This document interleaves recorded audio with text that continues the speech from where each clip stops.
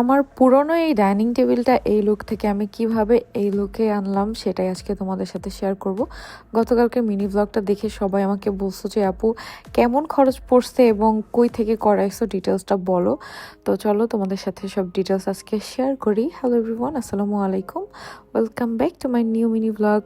তো দেখো আমি কিন্তু স্ক্রিনে একটা ফোন নাম্বার দিয়ে দিছি যেখানে যোগাযোগ করে তুমি সরাসরি তাদের থেকে জেনে নিতে পারবে এবং তারা কিন্তু সব ধরনের ফার্নিচার রিপেয়ার করে, খাট আলমারি সব কিছু, এবং এত যত্ন সহকারে কাজ করে। দেখো আমি ডিটেলস তোমাদের কাছে দিয়ে দিচ্ছি এবং তাদের পেজে স্ক্রিনশটটা স্ক্রিনে দেওয়া আছে এবং পেজটা মেনশন করা আছে, তোমরা কিন্তু পেজেও যোগাযোগ করতে পারো এবং নাম্বারটা তো আমি স্ক্রিনে দিয়েই রাখছি, পুরো স্ক্রিনে তাদের নাম্বারটা। সো এখানে কল দিয়ে হোয়াটসঅ্যাপে অথবা ইমুতে অথবা ফোনে তোমরা কিন্তু সরাসরি যোগাযোগ করতে পারো। তো এখানে আমি একটু ট্রাই করলাম যে এগুলো কীভাবে করতে হয়।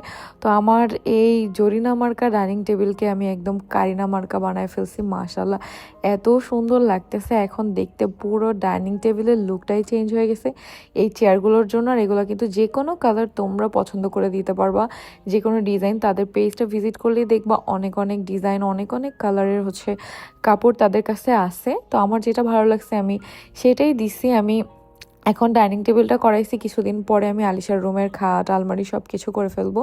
তো সেগুলো তোমাদের সাথে শেয়ার করব, তোমরাও কিন্তু তাদের থেকে এভাবে করতে পারো।